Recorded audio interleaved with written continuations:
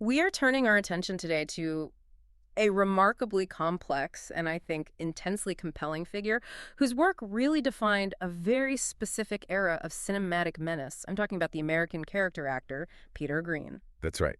And it's a very timely exploration. Peter Greene, who was born Peter Greene, passed away recently on December 12, 2025. He was 60 years old. Mm. And the source material we're working from here is essentially a very comprehensive biographical entry.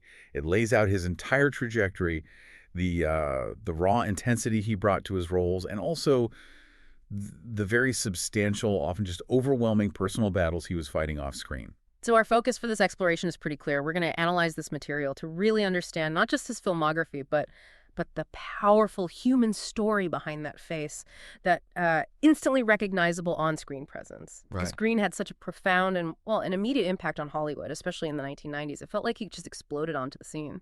He really did. And it's essential to frame that impact by acknowledging that it was rooted almost entirely in his ability to portray the heavy brute, the antagonist, who felt utterly, and I mean utterly authentic. Absolutely. When you think of Peter Greene's career, you're immediately drawn to that time, his time as the quintessential movie villain. He was the guy who commanded genuine fear, often through just sheer physical presence or a really unnerving calm. hmm He is, for so many people, inextricably linked to that incredible defining period of 1994 and 1995. That brief snapshot in the mid-90s is, well, it's inescapable for anyone who was watching movies back then. I mean, within a single calendar year, he became known for two dramatically different but equally memorable antagonists. Okay, so let's start there. The first one. First, he was Dorian Tyrell. He was a slick, high-level gangster, the main villain driving the whole conflict against Jim Carrey in the huge blockbuster comedy The Mask. That was 1994. And then, in the very same year, he delivered the role that I think for many people remains the most unsettling, Zed, the sadistic, almost silent security guard from that infamous scene in Quentin Tarantino's Pulp Fiction. And that pair of performances, I mean, the high wattage, almost cartoonish menace of Dorian Tyrell, and you contrast that with the raw, terrifying, really grounded threat of Zed. Yeah. They didn't just launch his career. They instantly set the parameters for his professional life. Yeah. They showcased his unique, unsettling ability to embody intense, unpredictable danger, and it didn't matter what the film's genre or tone was. So if we look at this analysis in the broader context, what we hope to do for you, the listener, is to sort of reveal how a profoundly challenging personal history, a journey marked by documented homelessness and substance abuse, can actually become the crucible that forges an actor's most authentic performances. Exactly. Especially when they're typecast as these complex antagonists. Right. This is so much more than just a summary of a career. It gives you a deeper insight into the inner workings of Hollywood casting, the industry's hunger for that authenticity, and the often very difficult, sometimes heartbreaking narrative that's running just beneath the surface of a public figure who was so consistently and often brilliantly typecast as the villain. The resilience required to maintain a career while navigating all of that. It's a story that's really worth our attention. It really is. Okay, so let's unpack the craft of this specific character actor. Let's start with the roles that so rapidly established his niche. What's so striking about Peter Greene is that he didn't even start acting until his mid-20s. But once he arrived, it feels like he just hit the ground running at top speed.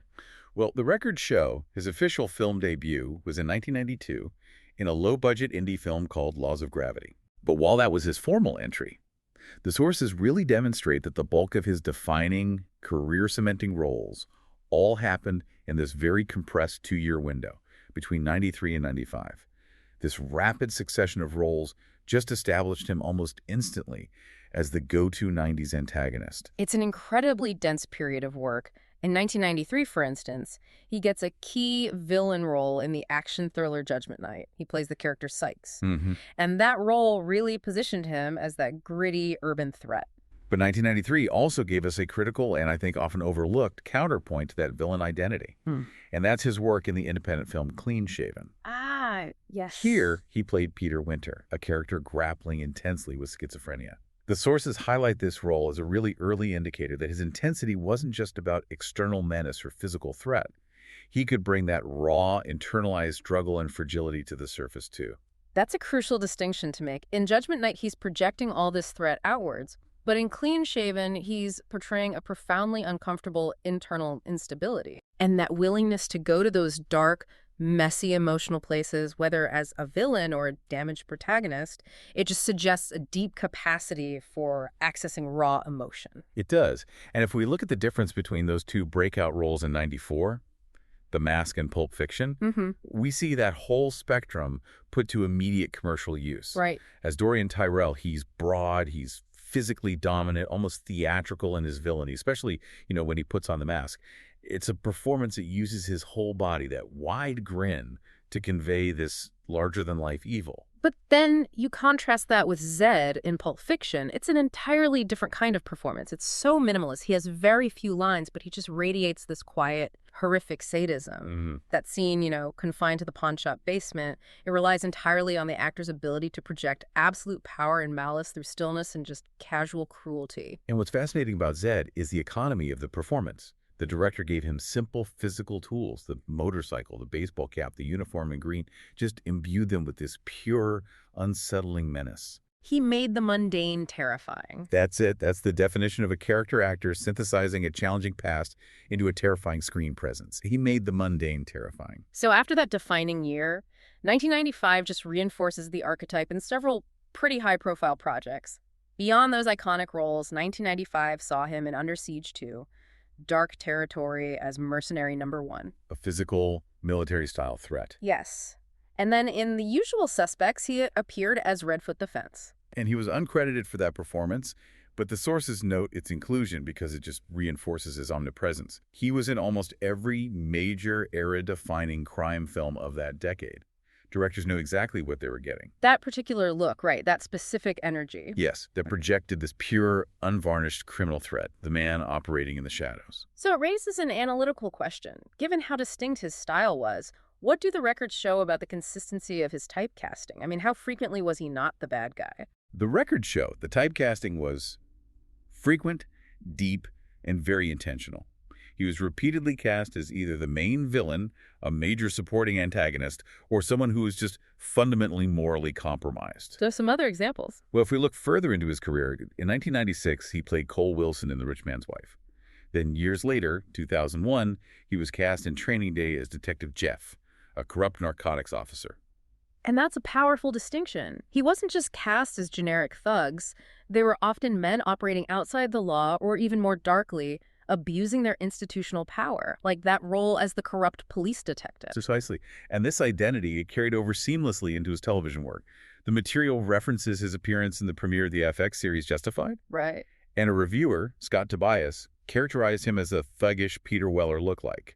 Now, this might sound like a minor detail, but it underscores the constant visual and performance identity he maintained. A specific, recognizable aesthetic of danger. Yes, that transcended the specific medium. He had mastered the art of looking like trouble was walking into the room.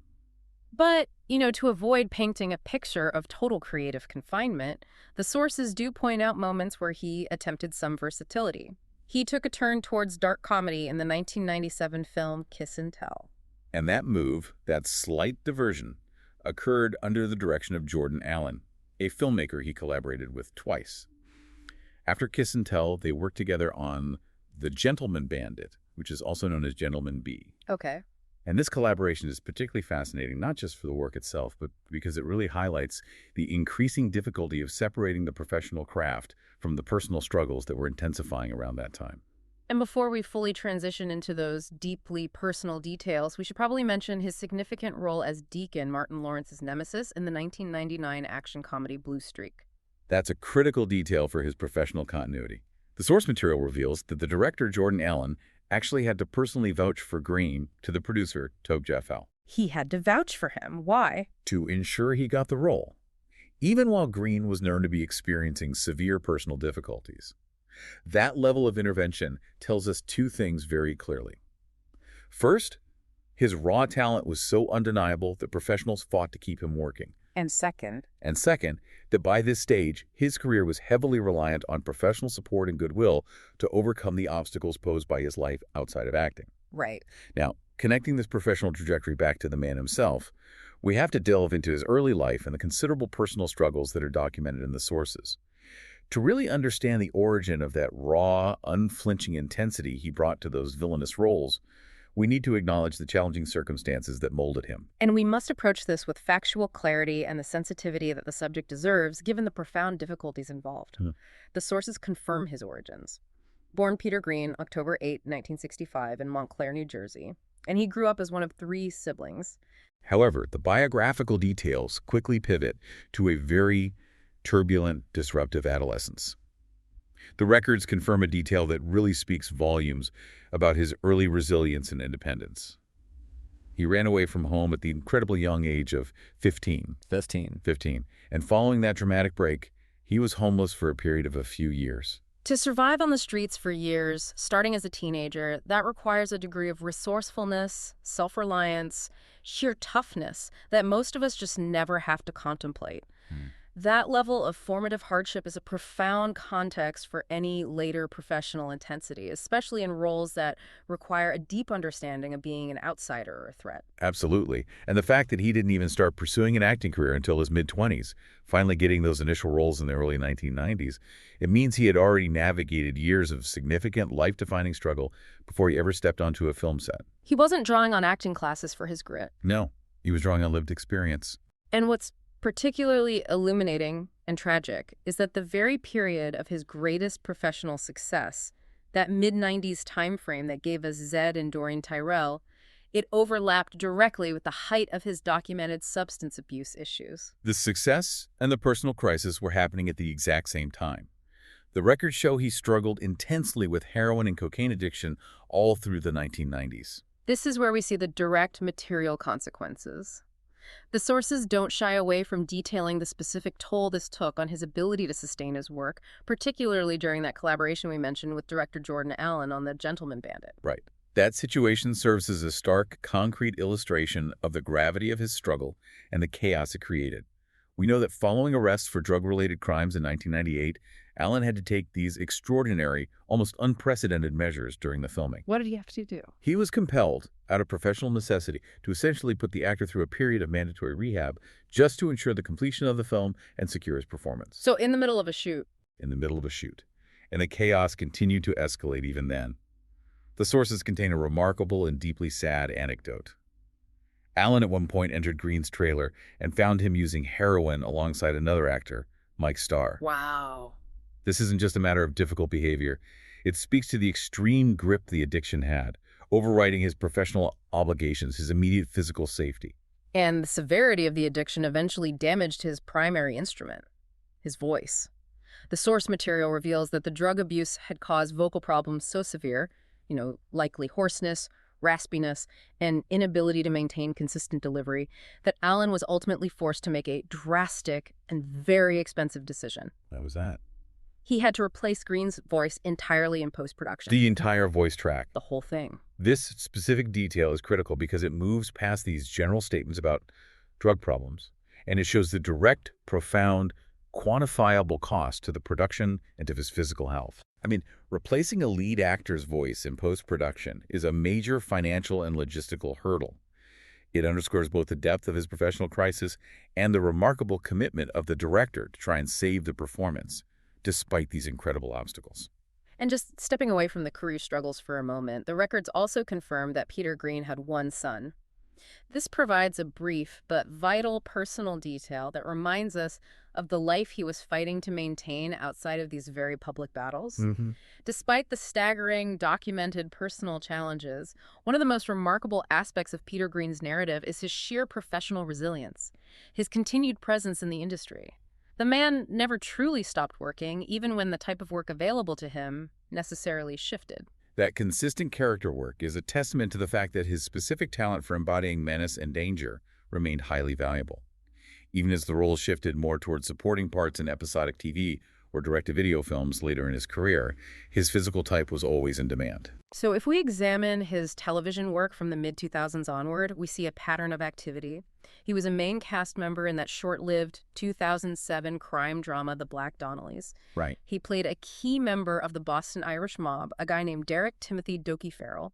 And he maintained that high-end crime drama presence, also appearing as a recurring cast member on the American version of Life on Mars in 2009. He played Jimmy McManus. And that work continued on into the 2010s, ensuring that viewers of modern procedural dramas remained familiar with his intense gaze and imposing presence. For instance, he took on a recurring role in Season 3 of Chicago PD in 2016 as Rory Jensen. And later, in 2020, he appeared in the legal drama For Life, where he accepted a small but very thematic role as Wild Bill Miller. And the records specifically note this character was an Aryan brother. That progression is telling, isn't it? Even as he moved into smaller, episodic desk roles, he consistently occupied that space of danger, threat, marginalization, often portraying characters who are part of institutional or organized crime, reinforcing the public brand he'd established back in the 90s. And what's fascinating is how active he was right up until his death. It demonstrates that the demand for his specific, authentic talents hadn't dried up. Just 2 years prior, in 2023, he appeared in the miniseries The Continental, from the world of John Wick. Which is a huge franchise. A very high-profile entry into one of modern cinema's biggest action franchises. He played the character Uncle Charlie. This shows his continued relevance to major studios seeking that specific kind of grounded threat. And he also maintained a strong presence in independent and direct-to-video cinema. The records show him appearing in films like New York in 2016 and the 2018 film City of Lies, where he played Commander Fasulo. And he also established a new recurring professional relationship, working on 2 films by director Eric Brian Hughes, Turnabout in 2016 and Exit Zero in 2019. So even later in his career, he was still building these collaborations. Yes. And if we look even further ahead, the source material confirms a strong pipeline of posthumous and upcoming work. It proves that his career was indeed ongoing at the time of his passing. What was in the pipeline? He had secured a role in an upcoming Mickey Rourke movie called Mascots. Furthermore, he was involved in at least 2 other projects that were in various stages of production. And specifically, the film Clicker, in which he plays Lieutenant Jones, is listed as being in post-production. It's slated for a posthumous release sometime in 2026. Right. This confirms a really important point. He was actively securing new roles and engaged in the industry until the very end, demonstrating this immense professional tenacity despite the weight of his personal history. There's an interesting, almost metatextual side note to his professional output, which the sources highlight. And that's his appearance in several music videos. Oh, right. And these roles often mirrored his established film persona, showing how consistently his look and demeanor were used as a shorthand for criminality or authority. Yeah, they were direct extensions of his cinematic brand. In House of Pain's Fed Up video in 1996, he was cast as a mechanic, a rough, blue-collar kind of character. Years later, in 2008, he played a policeman in Prodigy and Mob Deep's video for ABC's.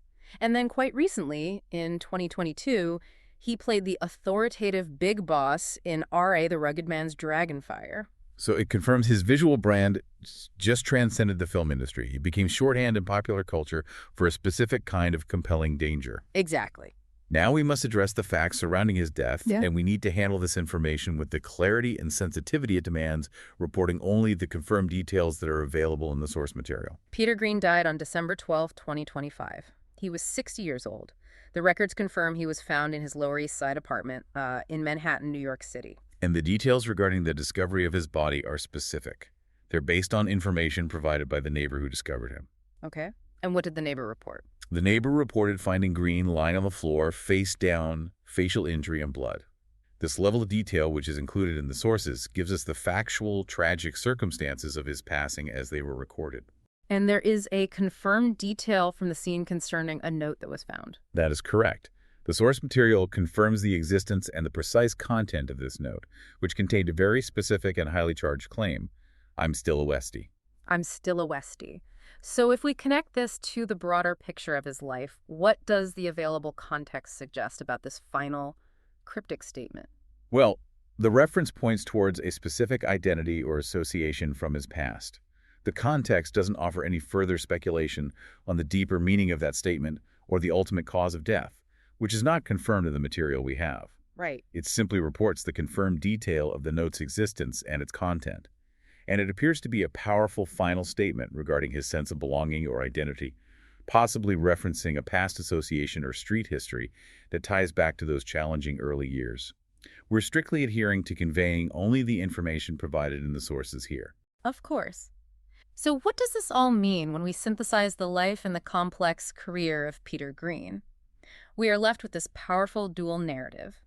The professional icon, a highly memorable character actor who specialized in raw menace, juxtaposed against the profound personal battles he fought, including a period of homelessness in his youth and years of severe documented addiction that so significantly impacted his professional life. The contrast is stark, but it's also instructive.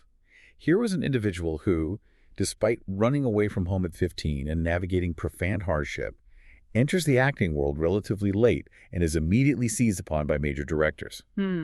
His intense, rapid successes, Dorian Tyrell and Zed, essentially defined the look and feel of cinematic menace for a generation of 1990s crime films. He truly excelled in that difficult and specific role of the societal outsider and the visceral threat. His mere presence gave weight and authenticity to countless iconic crime films and dramas.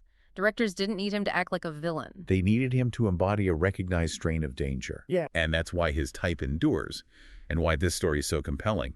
His performances, often fueled by a life with documented real-world hardship, resonated with an unsettling, raw authenticity that was just impossible to fake. He didn't just play the heavy or the gangster. No, he embodied the consequences of a life lived on the fringes. He was believable because he had survived it. So if we look at the whole picture, the intense, defining early career, the deep personal struggles that constantly threatened to derail his work, and the sheer persistence that saw him continue acting right up until the end of 2025, it raises an important question for you, the listener, to consider further. Indeed.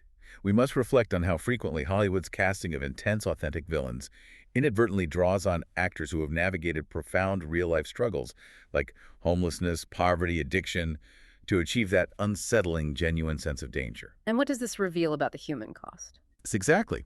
What does this reveal about the human cost involved in translating that very real hardship into profitable on-screen intensity? It's a potent connection between life experience and art that is worth spending time mulling over. A truly compelling point to reflect on as we remember Peter Greene's complex, enduring legacy. Agreed. Thanks for listening.